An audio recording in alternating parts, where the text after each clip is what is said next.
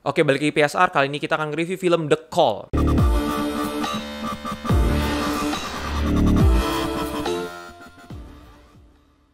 Film The Call tahun 2020 yang ada di Netflix dan film dari Korea Selatan. Jadi make sure untuk kalian nggak salah film The Call. Bergenre thriller, drama thriller, horror, suspense.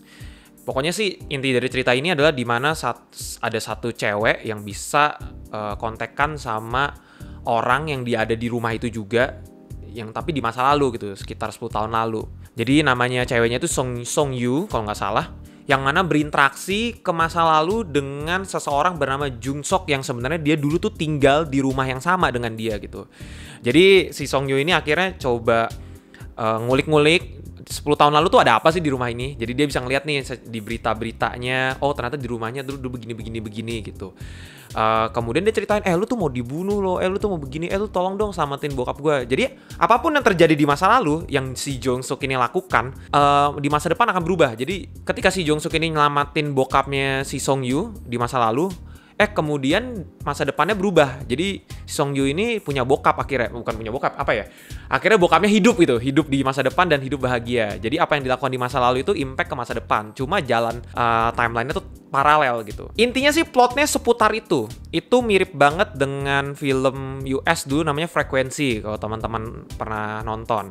Cuma bedanya kalau The Frequency pakai radio. Nah, gue nggak akan spoiling the plot dan nggak akan banyak bahas soal plotnya, tapi gue akan bahas soal teknis dari film ini, mana yang bagus, mana yang enggak. Overall, yang patut diacungkan jempol dari film ini adalah acting dari kedua karakter utama, si Song Yu sama Jung Sok ini, yang diperankan oleh Park Shin Hye dan Jeong Jung Soo. Aduh, susah banget mention nama orang Korea. Anyway, dua karakter utama ini berhasil memberikan acting yang baik dan sangat-sangat membuat kita tuh jadi bener-bener greget gitu. Ya ampun, psikopatnya dapat banget, ya ampun sedihnya dapat banget, ya ampun depresinya dapat banget gitu.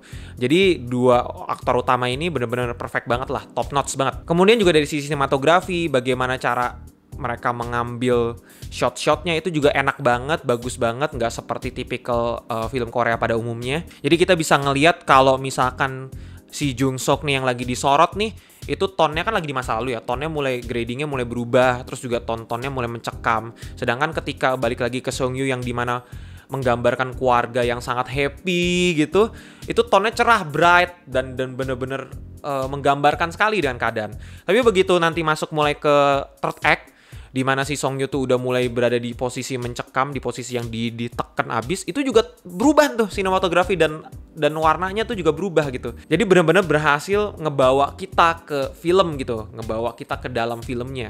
Bahkan ketika ada adegan yang membutuhkan CGI, kan kita tahu ya kalau ngomongin CGI, Hollywood masih top number one ya, kalau orang Asia masih agak diragukan. Ketika adegan CGI itu ditunjukkan, itu juga ternyata nggak ganggu, walaupun kita tahu itu CGI gitu, tapi nggak ganggu, masih oke lah, masih bisa dinikmati lah. Nah, kelemahannya itu sendiri adalah entah kenapa gue banyak melihat review-review The Call ini sangat bagus banget. Cuma gue melihat biasa aja gitu. Entah apa karena udah nonton The Frequency sebelumnya atau sudah sering nonton film horror, thriller, suspense, jadi kayaknya ngebuat ini jadi biasa aja gitu.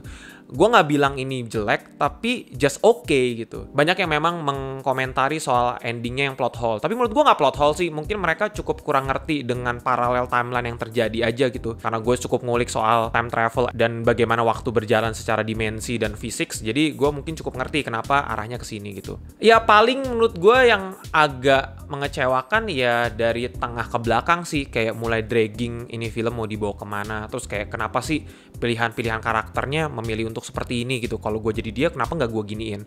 Tapi mungkin gue nggak ngerti sisi orang psikopat ya, kenapa mereka bertindak seperti ini, seperti itu gitu. Terus kayak mereka mencoba melakukan plot twist berlapis-lapis, tapi gue lihat malah lebih ke pretensius gitu, malah kayak mengganggu. Ya udahlah, plot twistnya nggak usah berlapis-lapis lah. Kayaknya ini semua akan selesai kalau misalnya lo lakuin ini sekali, that's it gitu.